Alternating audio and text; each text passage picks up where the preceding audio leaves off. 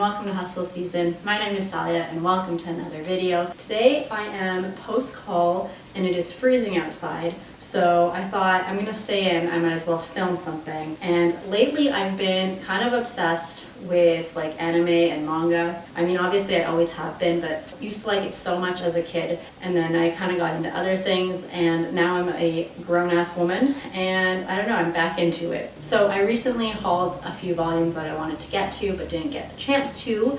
So the TBR for today's video is the first 3 volumes, oh my god, the dust. The first 3 volumes of Spy X Family. I still haven't figured out if it's Spy Times Family or Spy X Family or like Spy Cross Family. But I'm gonna go with Spy X Family, and if there are any true fans out there who want to correct me, please go ahead. This one I am probably the most excited for. I am just so here for like assassins and cool badassness, but with like a touch of cuteness, and I am so excited to learn more about the little girl Anya's life. So anyways, I'm so excited for this one. I'll probably start with this one, and then I will probably tell you how much I like it. I am predicting that I will love it, but anyways. And I really want to read Blood on the Tracks, Volume 1 and 2. These ones I'm a little bit more hesitant with. I think I will like them, but I don't think they'll be as fun just because it's probably like the equivalent of a slow burn, but I don't think you use the word slow burn horror, if you could call it that. But anyways, I'm excited to see how it goes, and hopefully I like it enough to want to continue. And then finally, a little bit unrelated, but the Japanese gift shop that is near my house was having a sale on Lego, and I got this one for half off, and it is 4 ladies in different colored kimonos, so maybe at some point I will make this as well. Actually, so I've been watching Haikyuu. I'll probably put some footage of me doing this and maybe watching a few episodes of Haikyuu. I was looking at a bunch of videos essentially to see what kind of manga I would like, and Haikyuu comes up on a lot of people's lists, and obviously I've heard of it because it's so big, but I never thought I would get into it. So I just watched it randomly because it was on Netflix, and initially I was extremely offended that the first episode, the main character, like basically he can't find a male volleyball team, and so the only team available at his school is the like the women's volleyball team, and he just like, it comes off as if he like is going through all this hardship and he doesn't want to play with the women, so he just like practices alone as if like he can't be on the women's team.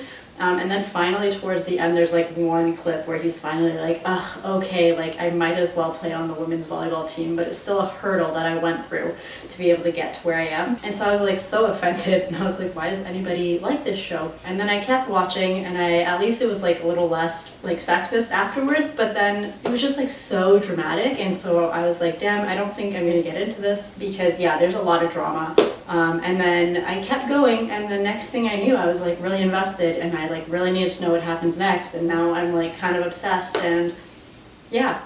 I also really want to play volleyball now. I'm not very good, but I have been looking online at the price of those yellow and blue balls, and they're a lot, so I don't know. We'll find out, but hopefully like when the weather warms up I will find a friend who likes to play and we can like go do drills outside or something. If nothing else, this anime at least inspires me to work out a little. In fact, today I'm gonna work out with my friend, and I think instead of playing music, I'm gonna try to put this show on in the background and just see how I do. Like if it makes my motivation to work out higher or not. So I'll do that experiment, and I guess I can let you know how it goes. But yeah, I have nothing further to say, so let's just start reading.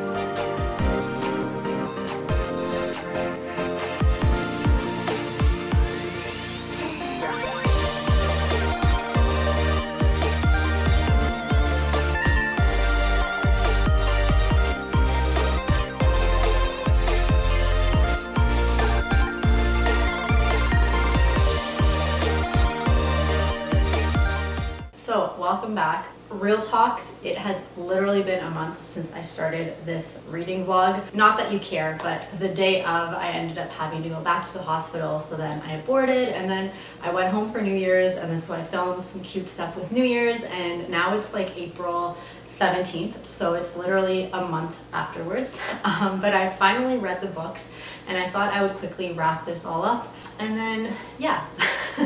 I have finally read my 2 copies of Spy X Family, and then I read the first 2 volumes of Blood on the Tracks. Before I get into that, in the end, I was able to do, I did do the workout with Haikyuu in the background, and I will say it was extremely distracting, so I don't recommend it. But I didn't get a chance to actually build my Lego yet, so I'm just gonna save that for a future reading vlog. So anyways, let's get back to my thoughts on these. So first of all, Spy X Family is like my new favorite thing. It is the thing that is keeping me going through this lockdown. So you already know what they are about, but suffice it to say that they are absolutely amazing. They only get better. I'm so excited to read volume 3. I just know this is going to be a favorite series unless something wild happened and there was a total shift. But I loved the humor. I loved the family dynamics. I absolutely loved all the secrets that everyone is keeping from each other. The art style was just so cute, and I don't know how to describe this series other than it's like this really warm hug. It is just so cute and adorable, but at the same time, like, all the characters are equally as badass as they are cute and adorable, and it's like the perfect blend. Like, I can't say enough good things about this series, and I really hope, if you only ever want to read one manga series, that you consider picking this one up, because it's just so fun. And definitely, if you wanted an escape from like everything that's going on, for sure. If you need something to do in this new Ontario lockdown, again, this could be that.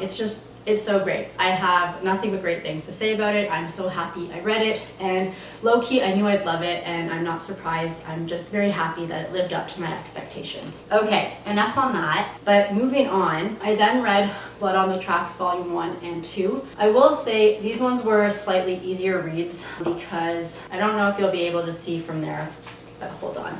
Oh no, oh there. Okay, so the actual like art style is a lot bigger, and there's just a lot less text per page.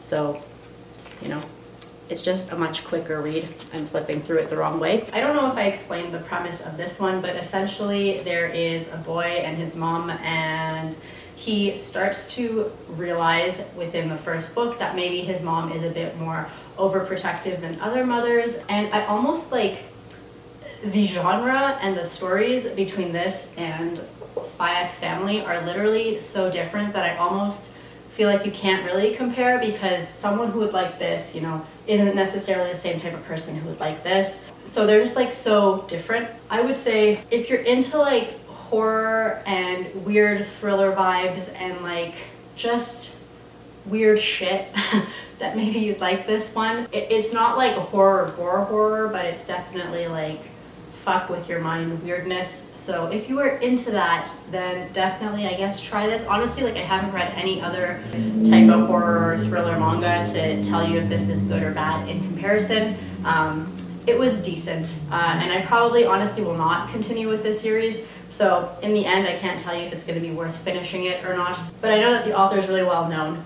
Maybe if my library gets them, I'll consider reading the rest. But for now, I'm probably going to put these away and probably continue with the ones that I do like. And yeah, so that's it for my manga reading vlog. I read 4 wonderful volumes. I enjoyed every second of it. I'm definitely going to continue reading manga. If you are interested, I actually went to the library and I picked up the rest of Astra Lost in Space. So I've read number 1, but I wanted to give it a chance, and since it's only 5 volumes, I thought like I'd try to finish 2 to 5 and see if it actually ends up being as great as people said. I remember when I read the first one, I kind of thought this follows a lot of like basic anime manga tropes, and I wasn't into it. But then recently I started reading, what is the name of the book?